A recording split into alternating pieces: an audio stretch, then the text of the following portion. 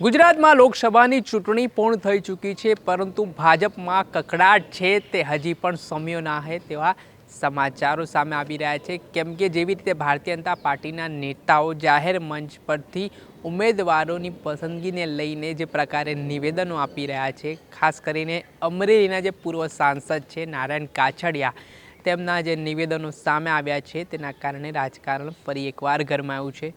ત્યારે જે અમરેલીના હાલના ભારતીય જનતા પાર્ટીના ઉમેદવાર છે ભરત સુતરિયા, તેમણે પણ નારાયણ કાછડિયાને પત્ર લખીને પ્રહાર કર્યો છે। શું કહી રહ્યા છે ભરત સુતરિયા, વાત કરીશું આ વિડીયોમાં। વૈષ્ણવજન તો તેને કહીએ જે પીડ પરાઈ જાનાને રે। નમસ્કાર દર્શક મિત્રો, નવજે ન્યૂઝમાં આપનું સ્વાગત છે। હું છું ફૈઝાન। આ વખતે લોકસભાની ચૂંટણીમાં ભારતીય જનતા પાર્ટી ઉમેદવારોની પસંદગીમાં થાપ ખાઈ ગઈ હોય તેવા ભારતીય જનતા પાર્ટીના ટોચના નેતાઓ કહેતા નજરે પડી રહ્યા છે। તેમણે જેવી રીતે ઉમેદવારોની પસંદગી કરી નવા ચહેરાને તક આપી, તેના કારણે જે જૂના ઉમેદવારો છે તેમનામાં સ્વાભાવિક છે નારાજગી જોવા મળે ને તે પ્રકારની સ્થિતિ પણ જોવા મળી છે।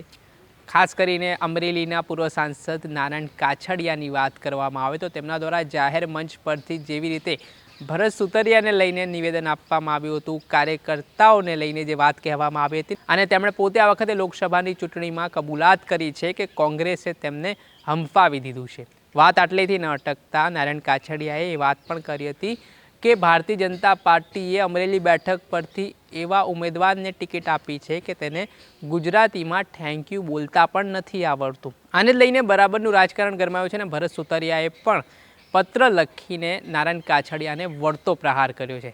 જેમાં ભરત સુતરિયાએ પત્ર લખતા જણાવ્યું છે કે નારાયણ કાછડિયાએ ભાજપના મહામંત્રી બનાવ્યા ત્યારે ભરત સુતરિયાએ તેમને થેન્ક યુ કહ્યું હતું। 2010માં લાઠી તાલુકા પંચાયતનો પ્રમુખ બન્યા ત્યારે પણ તેમને થેન્ક યુ કહ્યું હતું। 2023માં જિલ્લા પંચાયતના પ્રમુખ બન્યા ત્યારે પણ થેન્ક યુ તેમને કહ્યું હતું। મારા માર્ગદર્શક રહ્યા એટલી વાર તમને થેન્ક યુ કહ્યું। ભરત સુતરિયા લોકસભાની ચૂંટણીમાં ટિકિટ નરેન્દ્ર મોદી, અમિત શાહ, જેપી નડ્ડા અને પાર્લામેન્ટરી બોર્ડે નક્કી કરી હતી। સાથે તેમણે કહ્યું, આપ જે આક્ષેપો લગાવી રહ્યા છો તેના પરથી સ્વાભાવિક અને સ્પષ્ટ નક્કી થાય છે કે આપ પાર્લામેન્ટરી બોર્ડનું પણ અપમાન કરી રહ્યા છો। જેમાં તેમણે પત્રમાં વધુમાં લખ્યું, નારાયણભાઈ, ટિકિટ કાપવાનું કારણ શું છે? આપ સત્યથી પરિચિત જ છો, જે સત્ય હકીકત છે તે લોકો સુધી પહોંચાડો તેવી આશા છે। ફરી એકવાર આખરી વાર થેન્ક યુ કહું છું।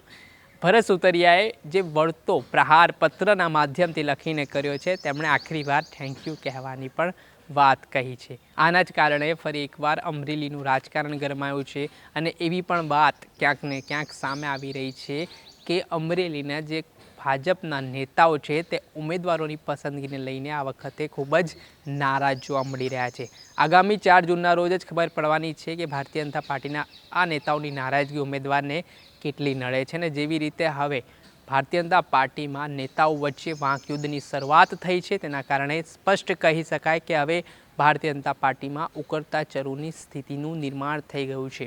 નારાયણ કાછડિયા એવું સમજતા હતા, એવું માનતા હતા કે આ વખતે ફરી તેમને રિપીટ કરવામાં આવશે, પરંતુ આ તો ભારતીય જનતા પાર્ટી છે, ગમે ત્યારે ગમે ત્યાં ચૂંટણી લડાવી શકે છે। ને આ પ્રકારની સ્થિતિ જોવા મળી કે જે જિલ્લા પંચાયતના પ્રમુખ છે તેમને આ વખતે લોકસભાના ઉમેદવાર બનાવવામાં આવ્યા, તેના કારણે હવે જે ભારતીય જનતા પાર્ટીના દિગ્ગજ નેતાઓ છે તેમનામાં નારાજગી પણ જોવા મળી।